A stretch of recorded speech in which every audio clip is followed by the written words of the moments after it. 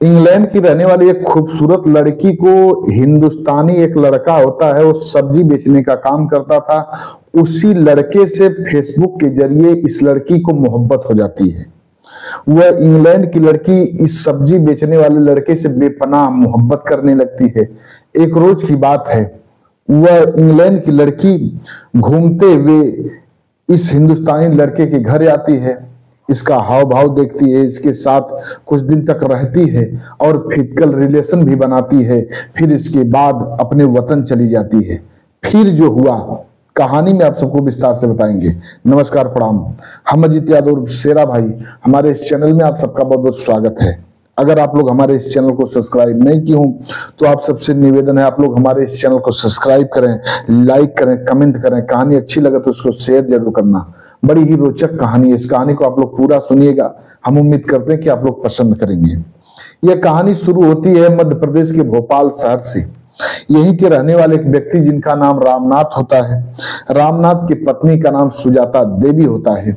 इन दोनों दंपत्ति के बीच में एक बेटा होता है, उसका नाम लोग बड़े प्यार से अमित कुमार रखते हैं।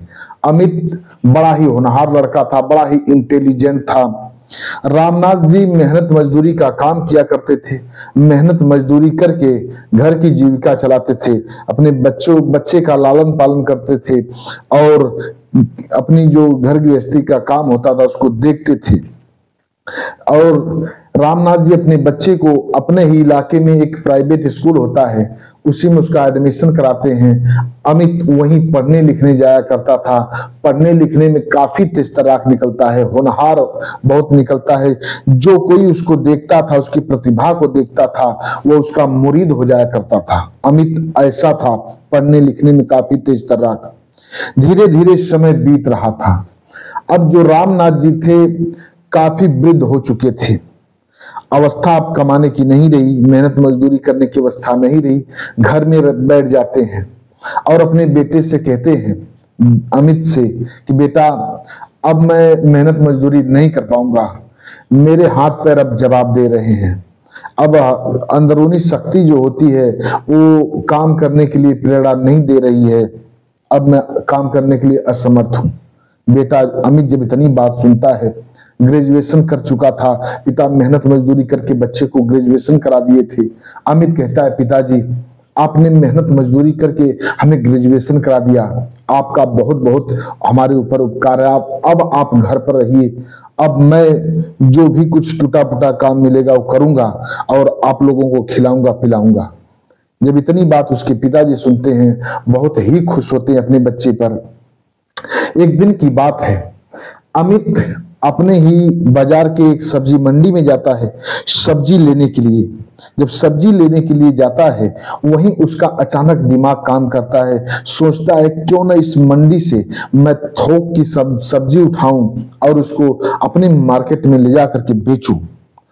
कुछ ही दूर पर सब्जी मंडी था, उसी सब्जी मंडी में गया हुआ था और यही सोच रहा था कि थोक का जो सब्जी होता है उसको उठाऊं और अपने इलाके में ले जा करके बेचूं और अच्छा पैसा कमाऊं। जब इतना सोच ही रहा था, तभी एक व्यक्ति उसके पास आता है।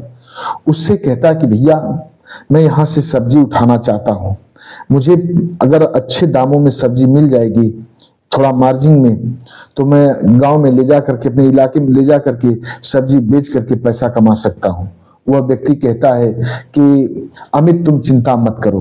परिचित था, कहता है तुम चिंता मत करो, सारी व्यवस्था यहाँ की मैं करा दूंगा, 2-4 दुकान वालों से पकड़ करा दूंगा और तुम उनसे सब्जी ले जाना, आधे दाम में ले जाना और तुम डबल दूना रेट करके बेचना, पैसा कमाना। अब अमित जब इतनी बात सुनता है, उस व्यक्ति के साथ जाता है। वह व्यक्ति परिचय करा देता है 2-4 लोगों से। अब जब परिचय करा देता है, अमित पर लोगों से घुल मिल जाता है। फिर इसके बाद वहीं से सब्जियां उठाना चालू करता है और अपने गांव में, गांव से बगल दूसरे गांव में ऐसे घूम घूम करके सब्जियां बेचा करता था। अच्छा पैसा कमाने लगा। आधे भाव में सब्जियां उठाता था और दूने भाव में सब्जियों को बेचता था।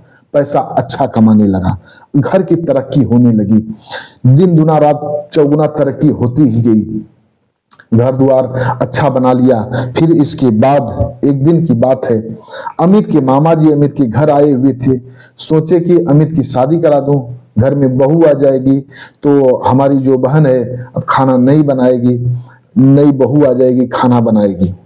यही सोच करके जब अमित के घर आते हैं, अमित घर पर होता है, अमित के साथ बैठते हैं और अमित के पिताजी रामनाथ को बुलाते हैं और अमित की माँ सुजाता देवी को बुला करके कहते हैं कि अब अमित की शादी हो जाए तो बड़ा अच्छा होगा। जब इतनी बात अमित सुनता है, कहता है कि मुझे अभी शादी नहीं करनी है, मैं कुछ दिन बाद शादी करूंगा, अभी हमारी इच्छा नहीं है शादी करने की। अमित के मामा जी बिगड़ जाते हैं, डांट करके कहते हैं कि तुम्हारी माँ बूढ़ी हो चुकी है, घर में खाना पकाती है, इसकी आंख में धुएं लगते हैं और तुम शादी से इनकार कर रहे हो।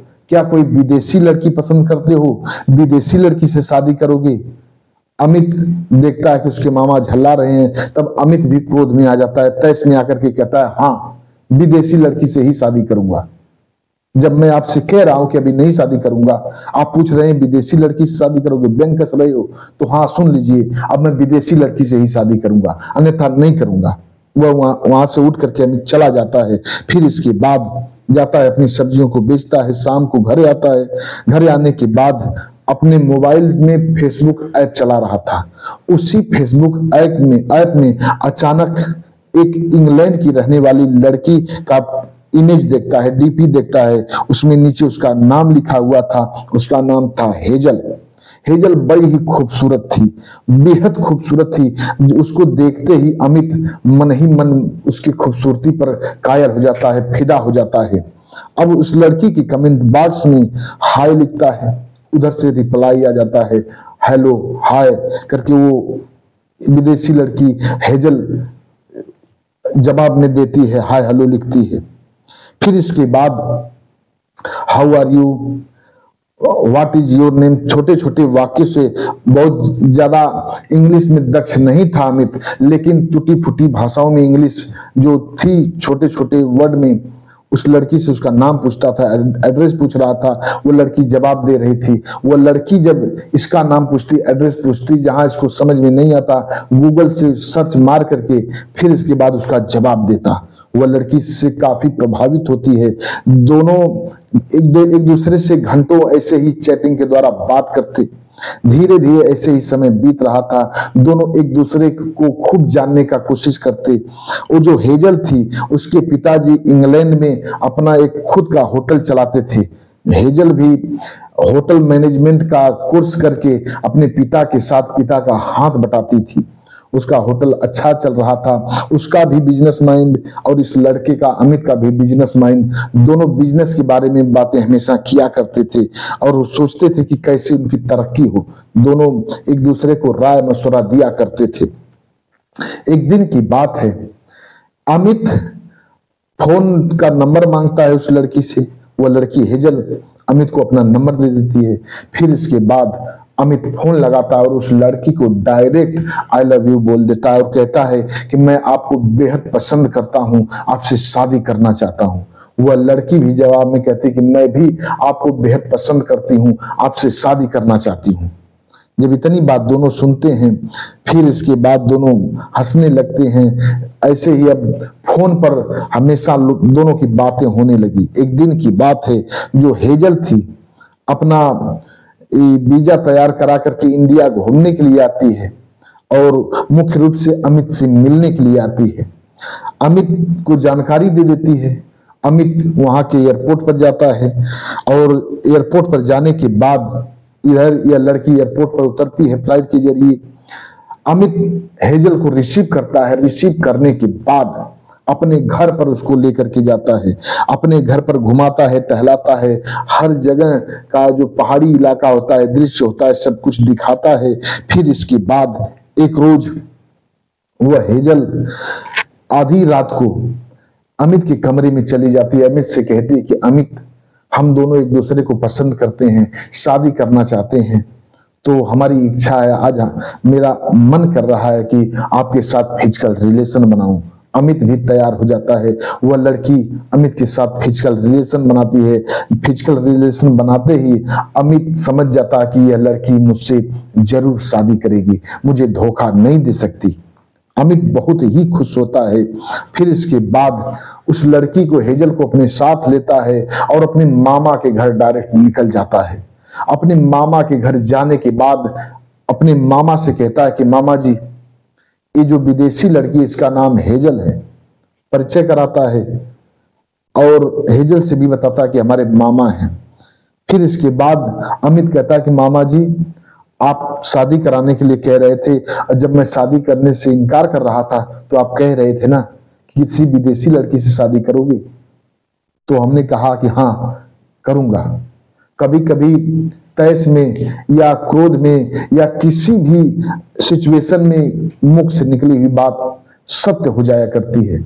देखिए, मैं इसी विदेशी लड़की हेजल से शादी करना चाहता हूं और शादी इसी से करूंगा, दूसरी लड़की से नहीं करूंगा। ये लड़की मुझसे बेपनाह मोहब्बत करती है, अपना वतन छोड़ करके मुझसे मिलने के लिए आई है, अब मैं इसी से शादी करूंगा। जब इतनी बात उसके मामा जी सुनते हैं, कहते हैं ठीक है, तुम्हारी इच्छा जब तुम्हारे मुख से निकल गया और मेरे भी मुख से निकल गया कि क्या विदेशी लड़की से शादी करोगे, तुमने कहा कि हाँ, तो तुम जरूर शादी करो। हो न हो ऊपर वाला ये सब कुछ बुलवा रहा था, तो तुम्हें शादी कर लेनी चाहिए। मामा की बात को मान करके अपने मामा को अपने साथ लेता है। फिर उस लड़की को साथ लेकर के अपने घर आता है, अपने माता पिता को साथ लेता है। फिर वहीं के कोर्ट में जाता है, उस लड़की से कोर्ट के जरिए शादी करता है। शादी करने के बाद घर पर आता है। फिर यहाँ के रीति रिवाज के अनुसार, अपने गांव के कल्चर और रीति रिवाज के अनुसार शादी करता है उस लड़की से। शादी करने के बाद कुछ दिन तक वह लड़की अमित के घर पर रहती है, अमित के साथ रहती है, अमित के कामकाज में हाथ बटाती है। फिर इसके बाद जब उसका वीजा खत्म होता है, अपने वतन चली जाती है, अपने माता पिता को जानकारी देती है। उसके माता पिता भी अपने बेटी की बात का विरोध नहीं करते हैं, उसके अपने बेटी की बात को मान जाते हैं और अपनी बेटी से कहते हैं कि बेटी तुम्हारी जो इच्छा हो सो करो, पर ठीक रहना, वहां अपने अच्छे तरीके से रहना, कोई कमी न होने पावे और पूरा अमित का साथ निभाना। कुछ दिन तक अपने माता पिता के घर वह हेजल रहती है। फिर इसके बाद वहां से चलती है तो यहाँ आती है अमित के पास और यहीं की नागरिकता लेती है। नागरिकता लेने के बाद एक होटल चालू करती है। होटल मैनेजमेंट का काम वह लड़की सीख चुकी थी, मैनेजमेंट का कोर्स भी कर ली थी इंग्लैंड से, और अपने पिता के साथ हाथ बटाती थी। खुद का होटल था उसका, यहाँ भी होटल खोल करके अच्छे ढंग से होटल चलाने लगती है। और ये जो अमित था, थोक भाव में सब्जियों को उठाता था और दोपहर तक सब्जियों को बेच करके शाम को उसी होटल पर जाता था। हेजल और अमित दोनों मिल करके होटल की देखरेख करते थे। होटल काफी अच्छा चलने लगा। इधर सब्जी बेच करके अमित पैसा कमाता था, उधर हेजल जो थी होटल से पैसा कमा रही थी। दोनों मिल करके पैसा कमाते हैं, काफी तरक्की करते हैं। यह बात न्यूज में जब निकली तो हमने आप लोगों के बीच पेश किया। कहानी कैसी लगी आप लोग कमेंट बॉक्स में बताइएगा। हमारे कुछ व्यूअर हैं जो कि अपना नाम लेने के लिए अपील किए हैं। आज की कहानी इतने तक है।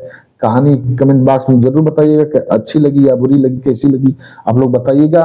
हमारे एक व्यूअर हैं ब्रजेंद्र सिंह, मणिपुर के रहने वाले हैं। राव मोहम्मद यासीन लाहौर पाकिस्तान के रहने वाले हैं। अनुज कुमार त्रिपाठी लखनऊ उत्तर प्रदेश के रहने वाले हैं। सरोज कुमार राय प्रतापगढ़ उत्तर प्रदेश के रहने वाले हैं। डॉक्टर राकेश सैनी बिजनौर के रहने वाले हैं।